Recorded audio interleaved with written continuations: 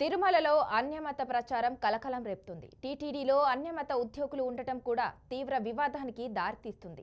అన్యమతస్థులకు తిరుమలలో చోటు ఉండదని చెప్పిన టీటీడీ ఆ మేరకు చర్యలను వేగవంతం చేయలేదనే వాదనలు బలంగా ఉన్నాయి. సంస్కరణల పేరిట కొన్ని చర్యలు తీసుకున్నప్పటికీ అసలైన రూట్ కాజ్ను ఛేదించలేకపోయిందనే వాదనలు వినిపిస్తున్నాయి.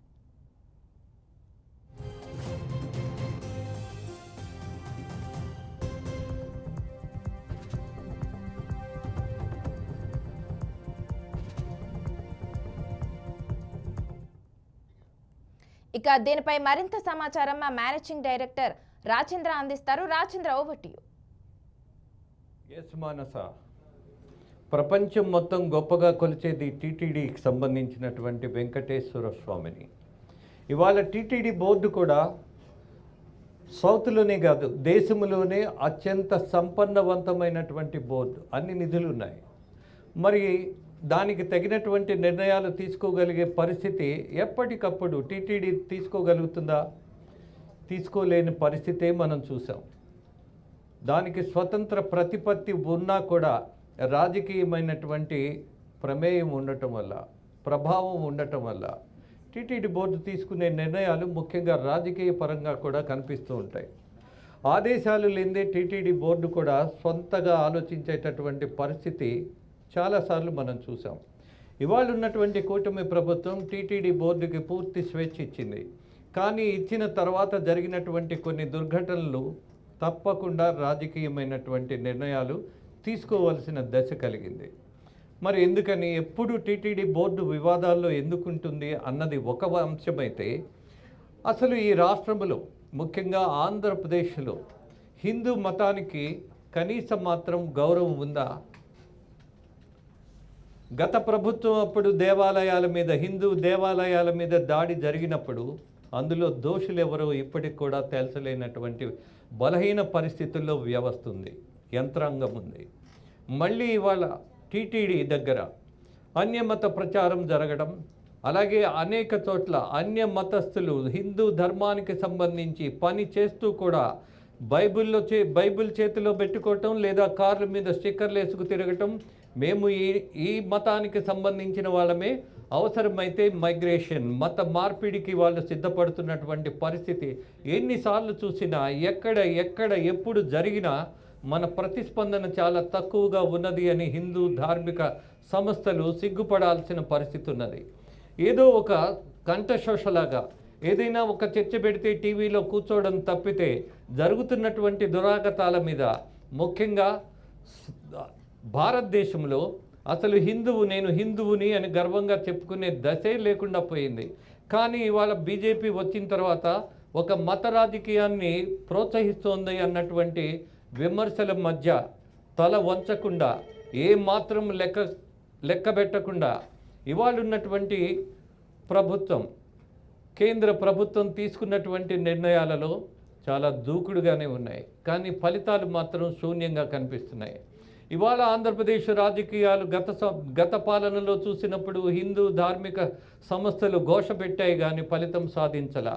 అలాగే మరొక బలహీనమైనటువంటి పరిస్థితి హిందూ మతానికి సంబంధించి కనపడుతుంది. కారణం ఏంటి? వీళ్ళల్లో ఐక్యత లేదు, అలాగే క్రమశిక్షణ లేదు. ఫర్ ఎగ్జాంపుల్, మనము గనక అన్య మతస్థులు హిందువులు కాకుండా అనేటటువంటి ఒక అర్థాన్ని తీసుకున్నప్పుడు, you go to church, anybody can enter in to church, అక్కడికి వెళ్ళొచ్చు. అలాగే వాళ్ళే ఆహ్వానం పలికినట్టుగా ఒక రిసెప్షన్ కమిటీ అక్కడ నిలబడి ఏదో ఒక అకేషన్లో లోపలికి ఇన్వైట్ చేసినట్టుగా అంత సాదరంగా ఆహ్వానించే పరిస్థితి ఆ మతానికి సంబంధించిన చర్చిల దగ్గర, అలాగే ప్రచారకర్తలుగా ఉన్నటువంటి పాస్టర్ల యొక్క వ్యవహారం ఇలా ఉంటుంది. కానీ హిందూ మతానికి సంబంధించి మాత్రం ఎక్కడా ఈ వాతావరణం కనపడదు. అలాగే పాఠ్యాంశాల్లో మన సంస్కృతి గురించి కానీ, మతం అంటే అదొక మత్తు మందులాగా, అలాగే సాంప్రదాయం అంటే అదొక వెనకబాటుతనంలా, అలాగే భక్తి అంటే అదేదో పిచ్చితనంగా పిల్లలకి అర్థం కానటువంటి పరిస్థితుల్లో దశాబ్దాలుగా నడుస్తున్నటువంటి నిర్లక్ష్యం, హిందూ మతం అంటే గౌరవం లేనటువంటి హిందువులే ఎక్కువ మంది ఉన్నటువంటి దౌర్భాగ్య పరిస్థితుల్లో ఇవాళ అనేక అన్య మతస్థులు చేస్తున్నటువంటి ప్రయత్నంలో పూర్తిగా హిందూ మతానికి సంబంధించిన గౌరవం పెరగటం పూర్తిగా ఆగిపోయింది. అలాగే నమ్మకం పెరగటం అనేది ఒక అపోహగా ఉండిపోయింది. మరి ఈ పరిస్థితుల్లో ఇవాళ టీటీడీ బోర్డు ప్రక్షాళన జరగాలి అని చాలామంది మాట్లాడుతున్నారు. వాళ్ళు ఏ పార్టీ అనేవాళ్ళు కాదు, అనేక మంది దీన్ని అడ్డం పెట్టుకొని రాజకీయం చేసేటటువంటి పరిస్థితిలో ఇంక్లూడింగ్ మాజీ టీటీడీ చైర్మన్గా ఉన్న కరుణాకర్ రెడ్డి, ఆయన నిజానికి నాస్తికుడు, అలాగే నమ్మేది కమ్యూనిజం, ఆచరించేది క్రిస్టియానిటీ, బట్ ఆయనే చైర్మన్గా వచ్చాడు. ఒక అన్య మతస్థుడే టీటీడీ బోర్డు చైర్మన్గా వచ్చిన తర్వాత ఇక ఉద్యోగుల సంగతి ఏంటి?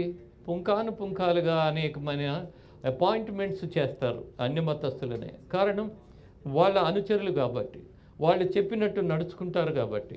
సో ఈ దశలో అనేక ప్రాంతాలలో టీటీడీ బోర్డుకు సంబంధించినటువంటి శాఖల్లో అన్య మతస్థులు ఇంకా పనిచేయటం, అదే అన్య మతస్థులు ప్రచారాన్ని కూడా కొనసాగిస్తున్నారు పరోక్షంగా అన్నటువంటి పరిస్థితుల్లో బీజేపీకి సంబంధించి సామంచి శ్రీనివాస్ అండ్ భానుప్రకాష్ రెడ్డి వాళ్ళు ప్రకటించారు, ఈ రకమైనటువంటి వివాదాలు కట్టిపెట్టాలి, ఈ ప్రయత్నాలు ఆపేయాలి, అన్య మతస్థులను టీటీడీకి సంబంధించినటువంటి కార్యక్రమాల్లో, ఉద్యోగాల్లో, సంస్థల్లో పూర్తిగా దూరంగా పెట్టేయాలి అన్నటువంటి నిర్ణయాన్ని ప్రకటించారు.